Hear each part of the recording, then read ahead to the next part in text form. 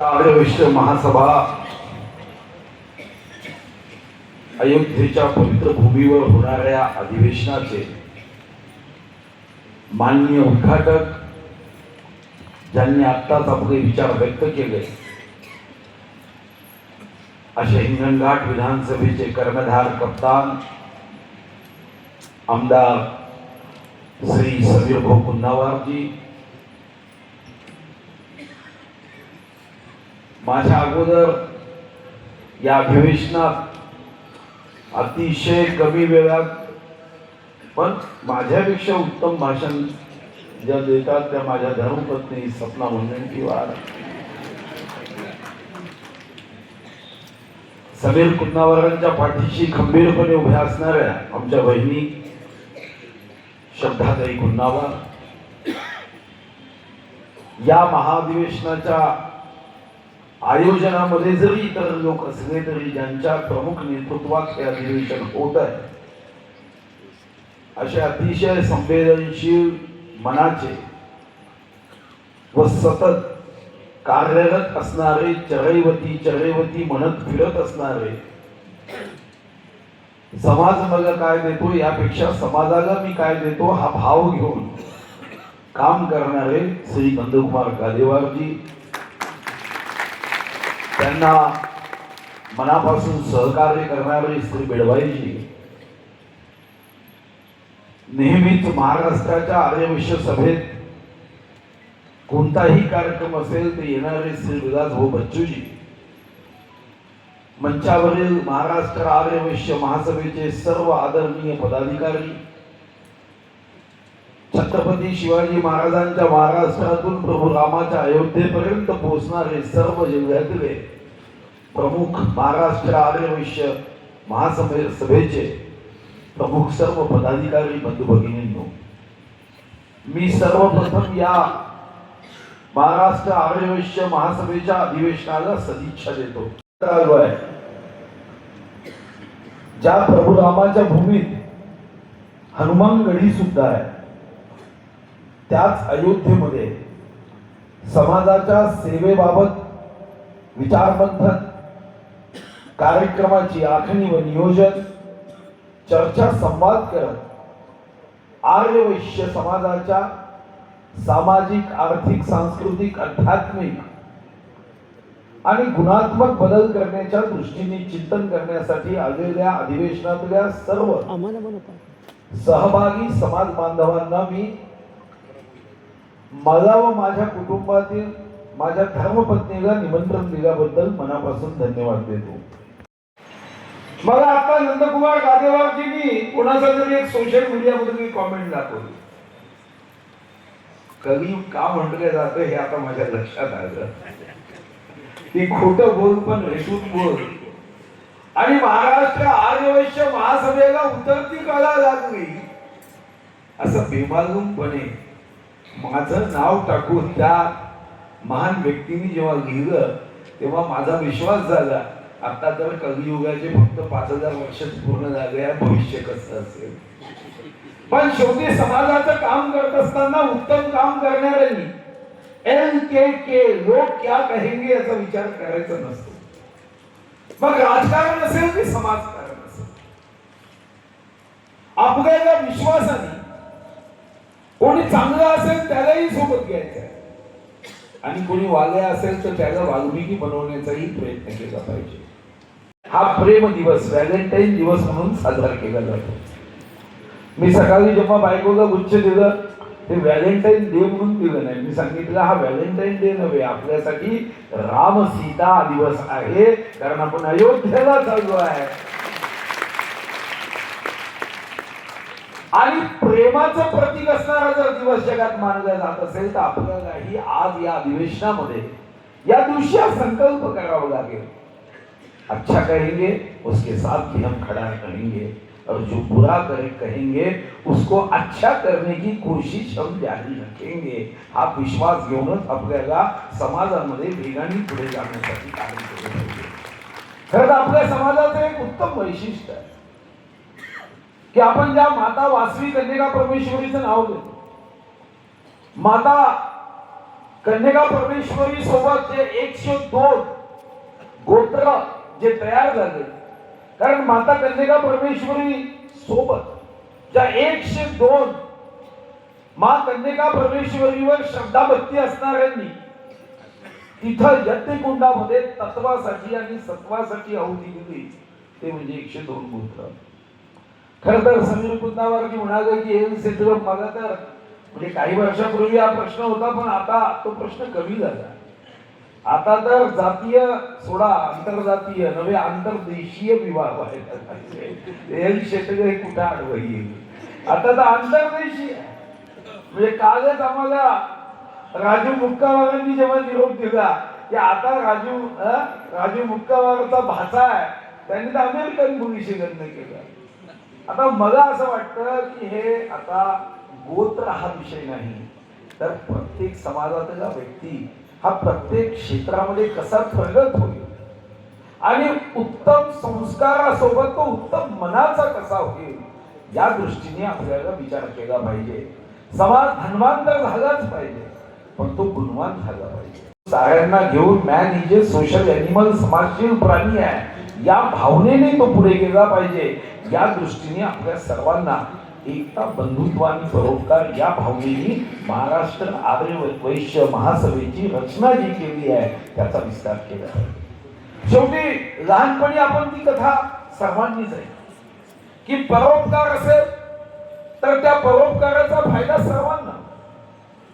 त्या कबूतराची आणि त्या मुंगीची कथा आपण ऐकली की जेव्हा एक मुंगी पाण्यामध्ये बुडायला लागली, झाडावर बसून असणाऱ्या कबूतरांनी बघितलं किती बुडते आहे, तर ती झाडाचं पान तोडलं, त्या मुंगीच्या समोर टाकलं, मुंगीचा जीव वाचला.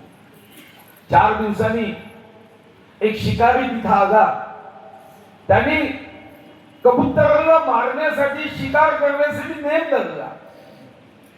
मुंगी कडकडून त्याच्या शिकाऱ्याच्या पायाला चावली आणि त्याचा नेम चुकला, कबूतराचा जीव वाचला. समाजामध्ये असंच असतं की एकमेकासाठी मदत केली तर त्या मदतीचा विस्तार होतो.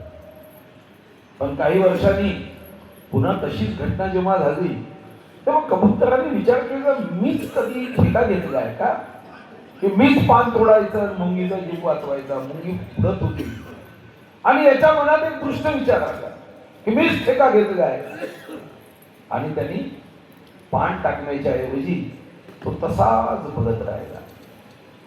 मुंगी पाण्यामध्ये बुडून गेली. परोपकाराचा भाव संपला. पण 4 दिवसांनी पुन्हा शिकारी आला, कबूतरावर नेम धरला, पण तेव्हा मात्र त्या शिकाऱ्याच्या पायाला चावायला मुंगी शिल्लक नव्हती आणि त्या कबूतराचा जीव गेला. आपण जेव्हा समाजामध्ये एकमेकांविषयी प्रेमाने या समाजाला एकत्रित करण्याचा विचार करतो, तो स्वार्थाचा विचार नाही, तो परोपकारी भावनेने या समाजामध्ये ज्यांनी ज्यांनी वासवी माता की जय म्हटलं त्या सर्वांचा जय व्हावा या दृष्टीने विचार करण्यासाठी ही महाराष्ट्र आर्य वैश्य महासभा काम करते. आणि म्हणून मी नंदकुमार गादेवार व त्यांच्या टीमचं अभिनंदन, कौतुक करायला खरं तर आज या अधिवेशनामध्ये उपस्थित राहिलो की आपण अयोध्येत बघा. मी एक राजन महाराजांची रामकथा घेतली आणि जेव्हा चंद्रपूरमध्ये रामकथा घेतली तेव्हा एक गोष्ट लक्षात आली की त्या रामकथेच्या पात्रामध्ये फार काही वर्णन एखाद्या राजाचं नाही, फार काही वर्णन वैभवाचं नाहीये, संपत्तीचं नाहीये. रामकथेमध्ये जे अजरामर पात्र आहे, एक अजरामर पात्र आहे, जे अजरामर पात्र म्हणजे केवळ ज्यांनी प्रभू रामाला याच अयोध्येमध्ये नदी पार केली, तो केवळ आमच्यासाठी अभिमानाचं पात्र आहे, जो अतिशय गरीब होता. मग शबरी जी झोपडीत होती, आणि तिसरं पात्र जेव्हा आपण पाहतो, जेव्हा राम सेतूचं काम निर्माण व्हायला सुरुवात झाली, प्रचंड शक्तिशाली वाहन होते, पण त्या राम सेतूमध्ये खारीचा वाटा प्रसिद्ध राहिला. कारण जेव्हा ती खार आपल्या शेपटीला पाण्यात बुडवून सेतू लावायची उन्हात येऊन सुकवायची आणि झटकायची. एका वानराला राग आला, तो म्हणाला, अरे तू माझ्या पायाखाली येशील, कशाला जीव गमावते? आणि म्हणून जोराने तिला पायाने ढकललं. ती रामाच्या पायापाशी पडली. रामाने उचललं, पाठीवर हात फिरवला आणि ते दारिया जे आपण पाहतो, सोनेरी दारिया. पण रामायणाने एक सांगितले की देश कोणताही असो, समाज कोणताही असो, छोट्यातल्या छोट्या व्यक्तीच्या व्यतिरिक्त कधीच विकासाची कथा पूर्ण होत नाही. आपल्याही समाजामध्ये जे निर्णय तुम्ही केले की त्या ठिकाणी अभ्यासिका असेल, घरांची योजना असेल, मी तर पुढे आग्रहाने एक पाऊल टाकायला सांगतोय की आपण तर गरिबांना मदत केलीच पाहिजे. जे संपन्न आहे त्यांनी मदत केली पाहिजे. कधीतरी लहानपणी आमच्या शिक्षकांनी मला एक कथा सांगितली की एका बोटीतून एक व्यक्ती खेकली की खरं तर आमची अशी अवस्था आहे का. पण नंतर काही वर्षांनी जेव्हा मी एक कथा ऐकली तेव्हा माझा विश्वास झाला, नाही, अशी आमची मानसिकता असू शकत नाही. आपल्याही समाजामध्ये ही खेकड्याची मानसिकता असू शकणार नाही यावर माझा विश्वास आहे.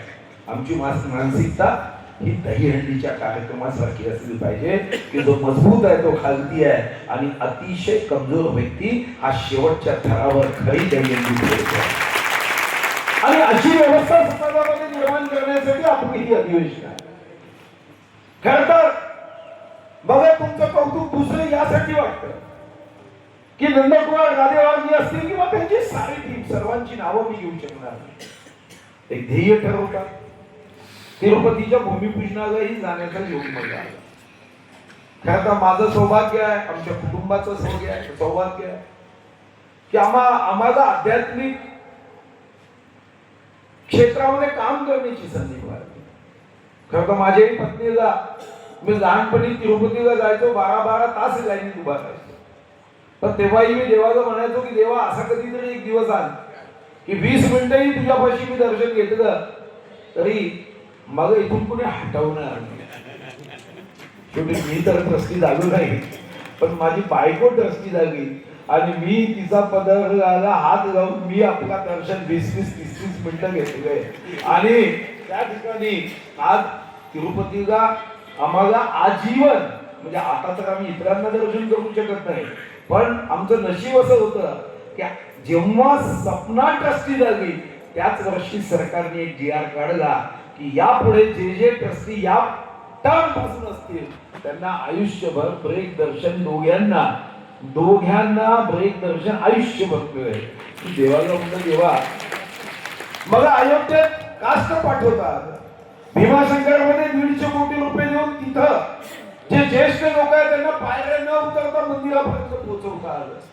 छत्रपती शिवाजी महाराजांच्या शिंगणापूर हे कुलदैवत आजही त्या ट्रस्टचे अध्यक्ष छत्रपती उदयनराजे भोसले आहे.